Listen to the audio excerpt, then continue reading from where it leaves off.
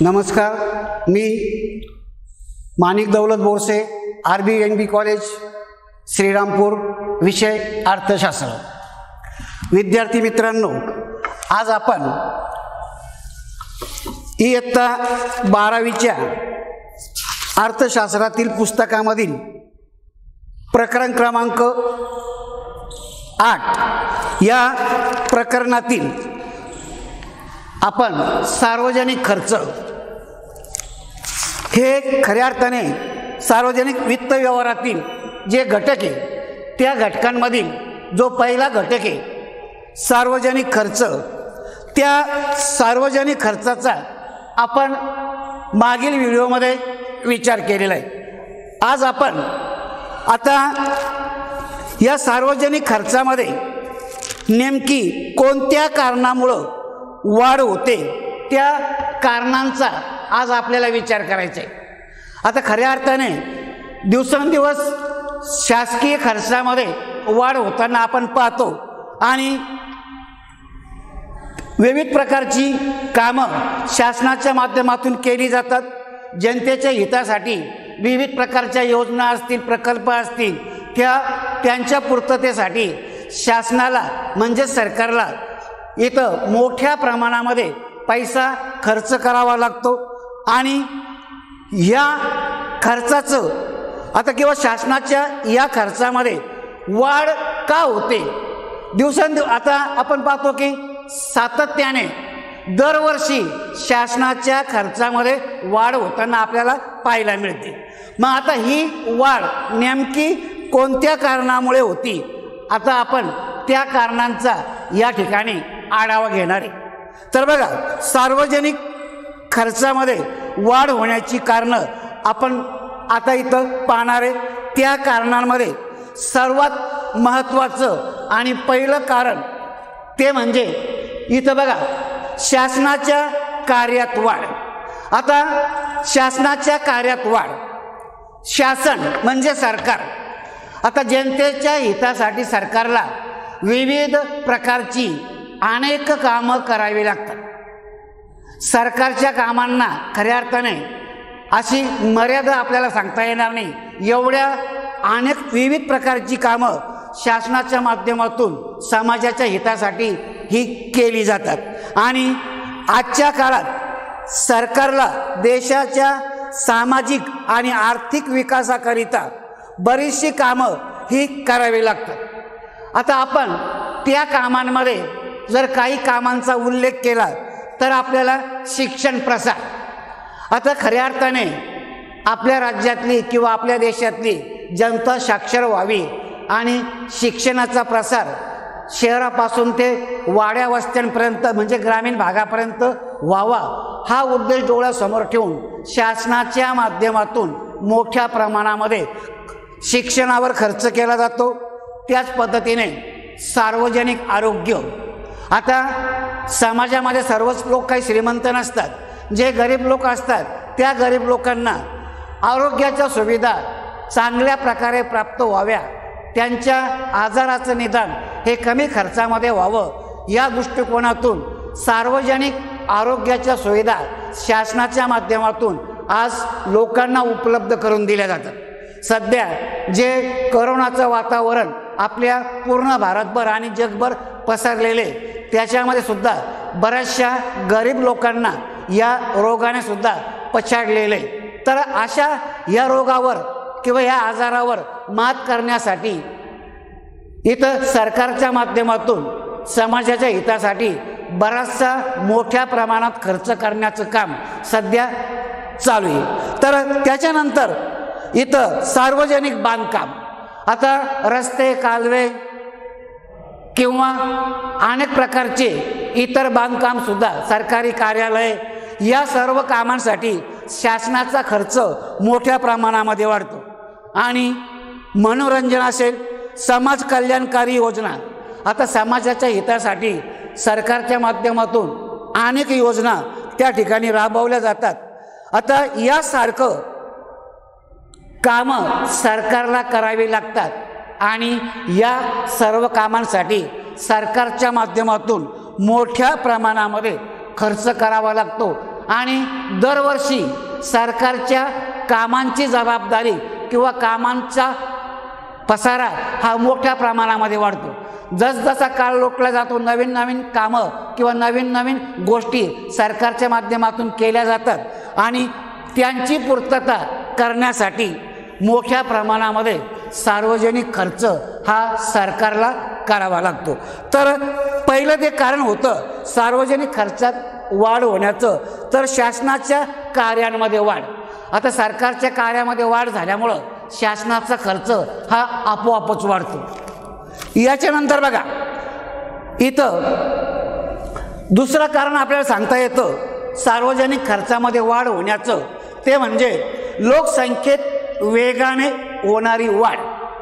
आता आपण आपल्या देशाच्या लोकसंख्येचा जर आपण विचार केला तर आपली लोकसंख्या ही इतर देशांच्या मानाने खूप झपाट्याने वाढते आणि हीच गोष्ट आपल्या देशाच्या विकासामध्ये अडचणीची ठरते.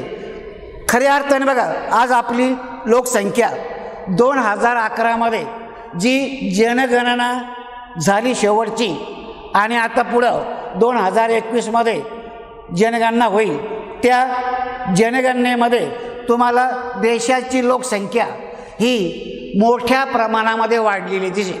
आता 2011मध्ये झालेल्या जनगणनेच्या आकडेवारीचा जर आपण इथं उल्लेख केला तर 2011मध्ये आपल्या देशाची लोकसंख्या ही 121.02 कोटी एवढी होती. आता हा आकडा जर आपण पाहिला तर हा आकडा खूपच मोठा आपल्याला वाटतो, कारण जगामध्ये 10 ते 15 देश एकत्र केले तरी इतकी लोकसंख्या त्या देशांची होणार नाही. एवढा आवाढव्य आकडा लोकसंख्येचा आज आपल्या भारताच्या लोकसंख्येचा आहे. तर एकंदरीत आपली लोकसंख्या सातत्याने वाढते आणि जेव्हा लोकसंख्येच्या आकडेवारीमध्ये वाढ होते म्हणजे लोकसंख्या वाढते, तेव्हा लोकांच्या ज्या गरजा पूर्ण करण्यासाठी शासनाला बराचसा खर्च करावा लागतो. आता लोकसंख्या वाढली की त्या ठिकाणी रस्ते असतील, वस्त्या असतील, आरोग्य सुविधा, प्रसाधन याच्यामध्ये आपल्याला शाळा, महाविद्यालय आणि इतर सुद्धा बऱ्याचशा गोष्टी, पाणी पुरवठा यासारख्या बऱ्याचशा बाबी सरकारला कराव्या लागतात. आणि खऱ्या अर्थाने बघा लोकसंख्येच्या गरजा पूर्ण करण्यासाठी शासनाला मोठ्या प्रमाणामध्ये खर्च करावा लागतो आणि याही कारणामुळं सार्वजनिक खर्चामध्ये आजच्या काळामध्ये मोठ्या प्रमाणात वाढ होते. वाढत्या लोकसंख्येला आवश्यक असणाऱ्या ज्या सुविधा असतात त्या सुविधा पुरवण्याचं काम सरकारचं असतं आणि सातत्याने जर लोकसंख्या वाढत असेल तर सरकारची जबाबदारी त्या दृष्टिकोनातून वाढते आणि लोकांना आवश्यक असणाऱ्या ज्या सोयी असतील त्या उपलब्ध करून देण्यासाठी शासनाचा खर्च हा मोठ्या प्रमाणामध्ये त्या ठिकाणी वाढताना आपल्याला दिसतो. आता लोकसंख्येत होणारी वाढ ही सुद्धा सरकारच्या खर्चामध्ये वाढ करणारा एक महत्त्वाचा घटक मानला जातो. आता याच्यानंतर अजून आपल्याला एक महत्त्वाचा घटक सांगता येतो, तो म्हणजे वाढते शहरीकरण. आता खऱ्या अर्थाने आजच्या काळामध्ये लोकांची धाव ही शहराकडे जास्त असते. ग्रामीण भागातून लोक स्थलांतर करतात आणि शहराकडं जातात. आता त्यांच्या शहराकडं जाण्यापाठीमागचं एक कारण असतं. आज ग्रामीण भागामध्ये रोजगाराचे साधनं हे फारसे उपलब्ध नाही. शेती हा उद्योग जर सोडला तर त्या ठिकाणी कुठल्याही प्रकारचा रोजगार त्या लोकांना लागत नाही आणि सर्वत्र शेती ही बारमाही केली जात नाही. ग्रामीण भागामध्ये बहुतेक ठिकाणी शेती हंगामी केली जाते आणि हंगाम संपल्यानंतर त्या ठिकाणी त्यांना पुढच्या शेतीच्या हंगामापर्यंत बेरोजगार राहावं लागतं. या परिस्थितीवर मात करण्यासाठी बरेचसे ग्रामीण तरुण आपल्या रोजगाराच्या शोधामध्ये शहरांकडे येतात आणि छोटा मोठा रोजगार प्राप्त झाल्यानंतर ते शहरामध्येच वास्तव्य करतात आणि असा प्रकार आज आपण बऱ्याचशा शहरांमध्ये पाहतो. आता आपल्या महाराष्ट्राच्या मुंबई असेल, पुणे असेल, कोल्हापूर असेल, नाशिक असेल, नागपूर असेल आणि इतरही बरीचशी शहरं आज मोठ्या प्रमाणे विस्तारत आहे आणि त्यांच्यामध्ये त्यांच्या त्या शहरी भागामध्ये जी कारखानदारी वाढते त्या कारखानदारीच्या दृष्टिकोनातून जे कामगारांची गरज भासते ते गरज ग्रामीण भागातील तरुण हे पूर्ण करतात आणि त्यामुळं बराचसा तरुण वर्ग हा खेड्यातून शहराकडे येतो आणि मग त्यामुळं शहरीकरण हे सातत्याने वाढतं. आता शहरांचा आकार हा शहराच्या सर्व बाजूंनी आपल्याला वाढताना दिसतो. कोणतं का शहर असे ना त्या ठिकाणी शहराचा आकार मोठ्या प्रमाणामध्ये वाढतो आणि त्या जास्तीत जास्त लोकसंख्या त्या शहरामध्ये वाढल्यामुळं बऱ्याचशा गोष्टी सरकारच्या माध्यमातून त्या लोकांच्या गरजा पूर्ण करण्यासाठी कराव्या लागतात. त्यामध्ये रस्त्यांची पूर्तता असेल, पाणी पुरवठा असेल, ऊर्जा असेल, शाळा असेल, महाविद्यालय, आरोग्य सुविधा, सार्वजनिक वाहतूक, स्वच्छता यासारखी बरीचशी कामं वाढत्या लोकसंख्येमुळं सरकारला करावी लागतात आणि मग जसजसं शहरीकरण वाढत जाईल तसतसा या सर्व गोष्टी सरकारला कराव्या लागतात आणि या गोष्टींसाठी मोठ्या प्रमाणामध्ये आज सरकारच्या माध्यमातून खर्च केला जातो आणि शहरीकरण जसजसं वाढेल तसतसा सार्वजनिक खर्चामध्ये वाढ होत जाईल. कारण शहरीकरण वाढलं की बऱ्याचशा गोष्टी त्या ठिकाणी वाढतात आणि मग त्या गोष्टींची पूर्तता करण्यासाठी सरकारला मोठा खर्च करावा लागतो. बऱ्याचशा योजना त्या ठिकाणी पूर्ण कराव्या लागतात. तर शहरीकरणामुळे सुद्धा सार्वजनिक खर्चामध्ये वाढ होताना आज आपण पाहतो आणि शहरीकरणाचं काम हे सातत्याने सुरू असतं. नवीन नवीन वस्त्यांची निर्मिती होते, नवीन नवीन नगरं मोठ्या शहरांमध्ये स्थापन केली जातात आणि त्या नगरांमध्ये त्या सुविधा ज्या नागरी सुविधा असतात त्यांची निर्मिती करण्यासाठी सरकारला मोठा खर्च हा करावा लागतो आणि मग सतत वाढत्या नागरीकरणामुळे सुद्धा सार्वजनिक खर्चामध्ये वाढ होताना आपल्याला पाहायला मिळते. आता वाढते शहरीकरणामुळे सुद्धा शासनाच्या खर्चामध्ये वाढ होतो हे आपण आता इथं पाहिलं. आता याच्यानंतर अजून एक गोष्ट आपल्याला सांगता येते आणि ती म्हणजे भाववाढ. आता सरकारी खात्यामार्फत अनेक कामं ही जनतेच्या हितासाठी केली जातात किंवा बऱ्याचशा योजना, बरेचसे प्रकल्प हे सरकारच्या माध्यमातून चालविले जातात किंवा पूर्ण केले जातात आणि ते प्रकल्प पूर्ण करण्यासाठी ज्या साधनांची आवश्यकता असते त्या साधनांच्या किमती या सातत्याने वाढतात.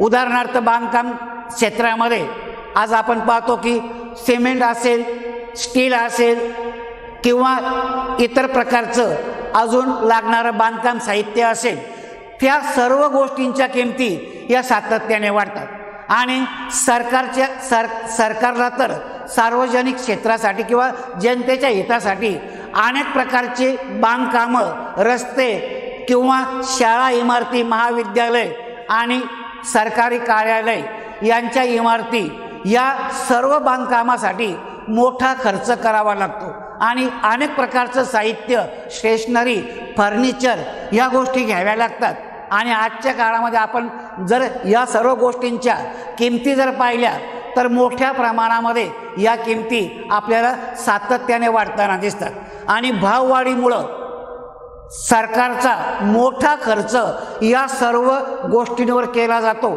आणि त्यामुळं सुद्धा इथं सार्वजनिक खर्चामध्ये सरकारच्या माध्यमातून आपल्याला जो सरकारकडून जो खर्च केला जातो त्या खर्चामध्ये सातत्याने वाढ होताना आपल्याला पाहायला मिळते. म्हणजे सरकारच्या माध्यमातून ज्या ज्या गोष्टी केल्या जातात आणि किंवा जे बांधकाम केले जातात त्या बांधकामांसाठी किंवा सरकारी कार्यालयांमध्ये ज्या ज्या गोष्टी आवश्यक असतात, स्टेशनरी असेल किंवा फर्निचर असेल किंवा इतर जे साहित्य असतं, त्या साहित्याच्या किमती या दिवसेंदिवस वाढतात आणि मग वाढत्या किमतींमुळं किंवा भाववाढ झाल्यामुळं सरकारचा अतिरिक्त खर्च त्या कामासाठी त्या ठिकाणी होत असतो आणि सातत्याने होणारी भाववाढ ही सुद्धा सार्वजनिक खर्चामध्ये वाढ करणारी एक महत्त्वाची गोष्ट आहे। आणि जसं सरकारला या भाववाढीची झळ पोचते त्याच पद्धतीने सामान्य जनतेला सुद्धा बऱ्याचशा वस्तूंच्या माध्यमातून भाववाढीची झळ ही सोसावी लागते।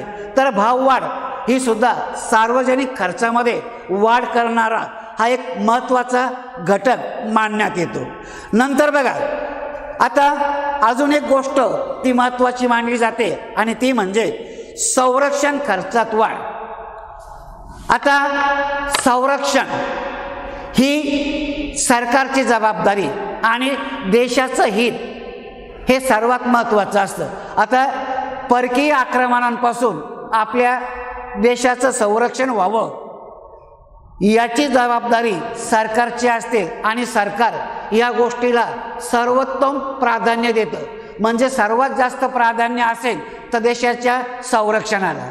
आणि मग त्या दृष्टिकोनातून संरक्षणाच्या क्षेत्रामध्ये आज आपण पाहतो की सरकारकडून बऱ्याचशा साहित्याची म्हणजे संरक्षण साहित्याची खरेदी केली जाते। अनेक प्रकारची शस्त्रास्त्रे, दारूगोळा, रणगाडे, विमानं यांची खरेदी शासनाच्या माध्यमातून सातत्याने होते। आणि त्यातल्या त्यात आता आपल्या शेजारचे जे दोन देश आहे, पाकिस्तान आणि चीन, यांच्या कुरापती सीमा भागांमध्ये जास्त वाढल्यामुळं संरक्षणाला आता सध्याच्या काळामध्ये जास्त महत्त्व किंवा सरकारकडून प्राधान्य दिलं जातं। आणि त्या प्राधान्याचा विचार करून सरकारने मिराज जातीची जी विमानं आज आपण फ्रान्सकडून खरेदी केली किंवा बरेचसे विमानं आपण अमेरिकेकडून खरेदी करतो किंवा त्यातल्या त्यात शस्त्रास्त्रसुद्धा मोठ्या प्रमाणामध्ये आपण परकीय देशांकडून खरेदी करतो, जे आपले मित्र राष्ट्र असतात। म्हणजे संरक्षण करण्यासाठी किंवा देशाचं हित लक्षात घेऊन संरक्षण खर्चामध्ये आज सातत्याने वाढ होते आणि याही कारणामुळं आपल्या देशाचा सार्वजनिक खर्च हा मोठ्या प्रमाणामध्ये वाढतो। कोणत्याही देशाला देशाचं हित किंवा देशाची सुरक्षा ही महत्त्वाची असते आणि ती गोष्ट लक्षात घेऊन सरकारच्या माध्यमातून देश रक्षणासाठी वाटेल तेवढ्या गोष्टी सरकारकडून या केल्या जातात आणि त्यासाठी सुद्धा जेवढा खर्च होईल तेवढा खर्च सरकारच्या माध्यमातून केला जातो।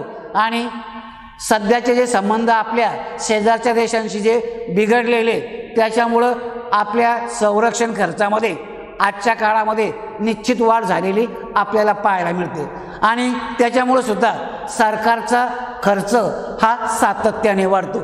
म्हणजे संरक्षण खर्चामध्ये वाढ ही गोष्ट सुद्धा सार्वजनिक खर्चामध्ये वाढ करणाऱ्या कारणांमधलं एक महत्त्वाचं कारण हे मानलं जातं, कारण ती आजच्या काळाची गरज बनलेली।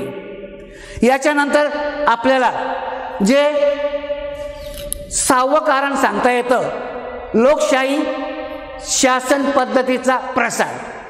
आता आपल्या भारतामध्ये लोकशाही पद्धत ही शासन प्रणाली आपल्या देशामध्ये आहे आणि लोकशाही पद्धतीचा आपण अवलंब केल्यामुळं किंवा लोकशाहीचा शिकार केल्यामुळं आपल्या देशामध्ये कोणत्या ना कोणत्या राज्यांमध्ये किंवा सरकारच्या माध्यमातून विविध प्रकारच्या निवडणुका या होत असतात आणि मग त्या निवडणुका पार पाडण्यासाठी किंवा पूर्ण करण्यासाठी मोठ्या प्रमाणामध्ये सरकारच्या माध्यमातून खर्च केला जातो। आणि खऱ्या अर्थाने आता आपल्या देशाचा आपण विचार करतो तेव्हा बघा, आपल्या देशामध्ये अनेक घटक राज्ये आणि कोणत्या ना कोणत्या राज्यांची निवडणूक ही देशामध्ये कुठे ना कुठे होत असते आणि त्याच्यामुळं लोकशाही पद्धतीचा प्रसार करण्यासाठी मोठ्या प्रमाणामध्ये आपल्या देशातून खर्च हा केला जातो। आता लोकशाही शासन पद्धती आपल्या देशामध्ये राबवल्या गेल्यामुळं निवडणुकांवर मोठा खर्च होतो आणि ग्रामपंचायत असेल, नगरपालिका असेल, महानगरपालिका असेल, विधान परिषद, विधानसभा, लोकसभा या सर्व प्रकारच्या निवडणुकांवर सरकारच्या माध्यमातून मोठा खर्च केला जातो आणि लोकशाही प्रणालीचा प्रसार पद्धतीचा लोकशाही शासन पद्धतीचा प्रसार आपल्या देशामध्ये झपाट्याने होत असल्यामुळं या सर्व प्रक्रिया किंवा निवडणुकींच्या प्रक्रिया मोठ्या प्रमाणामध्ये राबवल्या जातात आणि त्या निवडणुकीच्या प्रक्रिया पूर्ण करण्यासाठी शासनाच्या माध्यमातून मोठा खर्च केला जातो आणि मग याही कारणामुळं आपल्या देशाच्या सार्वजनिक खर्चामध्ये आपल्याला वाढ होताना दिसते। आता आपल्याकडं तिथं लोकशाही शासन पद्धतीचा प्रसार या कारणामुळं सरकारचा खर्च वाढतो, हा मुद्दा आपण आता इथं पाहिला। त्याच्यानंतर औद्योगिक विकास। आता देशाच्या विकासामध्ये औद्योगिक क्षेत्राचा वाटा हा खूप महत्त्वाचा असतो। जेवढं औद्योगिकरण देशामध्ये वाढेल तेवढा देशाचा सर्वांगीण विकास हा त्या माध्यमातून होत असतो। त्याच्यामुळं औद्योगिक विकासावर सरकारचा मोठ्या प्रमाणामध्ये भर असतो किंवा सरकारकडून औद्योगिक विकासाला जास्तीत जास्त प्राधान्य देण्याचं काम केलं जातं आणि त्यामुळं औद्योगिक विकासामुळं अर्थव्यवस्थेमध्ये उत्पादनामध्ये वाढ घडून आणली जाते। त्याच पद्धतीने देशातील बेरोजगारांना रोजगार हा प्राप्त होतो, त्यामुळं एकूण वृद्धी घडून येते आणि त्यासाठी शासन औद्योगिक विकासासाठी मोठ्या प्रमाणावर प्रयत्नशील असते।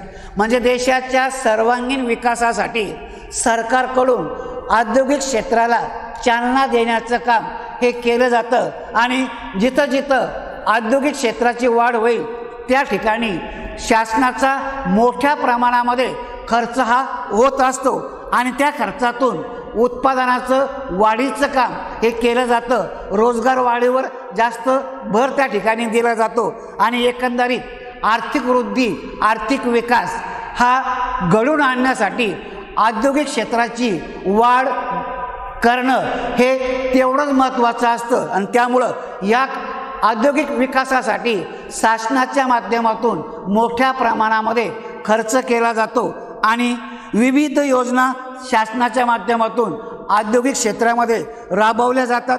अनेक कार्यक्रमांवर सरकारकडून खर्च केला जातो आणि परिणामी शासनाच्या एकूण खर्चामध्ये वाढ होताना आपल्याला पाहायला मिळते। म्हणजे औद्योगिक विकासासाठी सुद्धा शासनाच्या माध्यमातून मोठा खर्च केला जातो आणि जेवढा खर्च जास्त असेल तेवढ्या अधिक प्रमाणामध्ये रोजगार निर्मिती उत्पादन क्षमता या गोष्टी वाढतात आणि त्यामुळे सुद्धा शासन या क्षेत्राच्या विकासासाठी मोठा खर्च करायला तयार असतं। आता याच्यानंतर बघा, औद्योगिक विकासाच्या वाढीनंतर अजून त्या ठिकाणी आपल्याला शेवटची जी गोष्ट सांगता येते आपत्ती व्यवस्थापन। आता आपत्ती व्यवस्थापन अलीकडच्या काळामध्ये आपत्ती व्यवस्थापनाला शासनाकडून विशेष असं महत्त्व दिलं जातं, कारण आपल्या भारतामध्ये कोणत्या ना कोणत्या राज्यात भूकंप असेल, पूर असेल, वादळं असतील आणि सामाजिक अशांतता यासारख्या गोष्टी सातत्याने घडताना आपल्याला पाहायला मिळतात आणि आपल्या देशामध्ये शांतता राहावी, जनतेचं आर्थिक नुकसान होऊ नये किंवा भूकंपापासून जास्त वित्तहानी आणि जीवितहानी होऊ नये, पूर वादळे यांच्यापासून जनतेचं रक्षण व्हावं की ह्या यासारख्या ज्या नैसर्गिक आपत्त्या असतील किंवा मानवनिर्मित आपत्ती वारंवार घडताना आपल्याला पाहायला मिळतात, त्या आपत्तींवर मात करण्यासाठी आपत्ती व्यवस्थापन हा विभाग सरकारने सुरू केलेला आहे आणि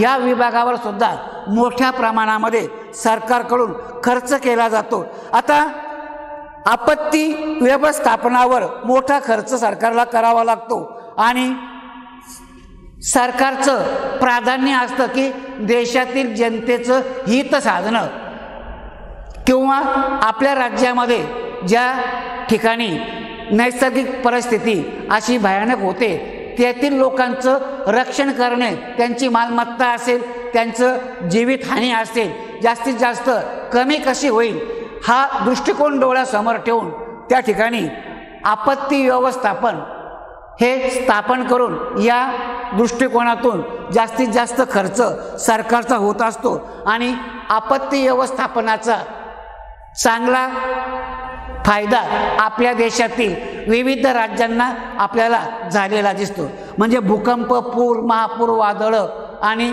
नैसर्गिक आपत्तीबरोबरच मानवी आपत्ती ह्या ज्या आज आपल्या राज्यांमध्ये किंवा आपल्या देशामध्ये घडतात त्या कमी करण्यासाठी सरकारच्या माध्यमातून मोठा खर्च केला जातो।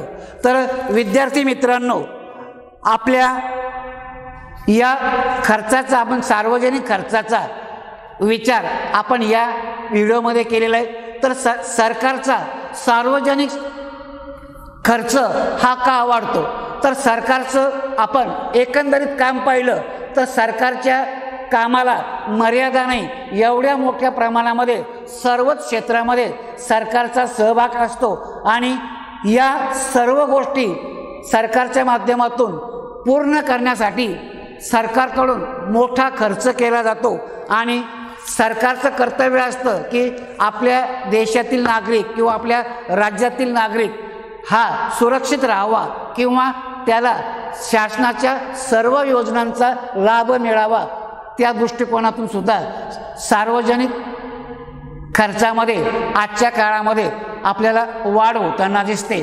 तर एकंदरीत या सर्व मुद्द्यांच्या माध्यमातून आज आपण या ठिकाणी सार्वजनिक खर्च किंवा शासनाच्या सार्वजनिक खर्चात वाढ होण्याची ही सर्व आपण कारणं अभ्यासली।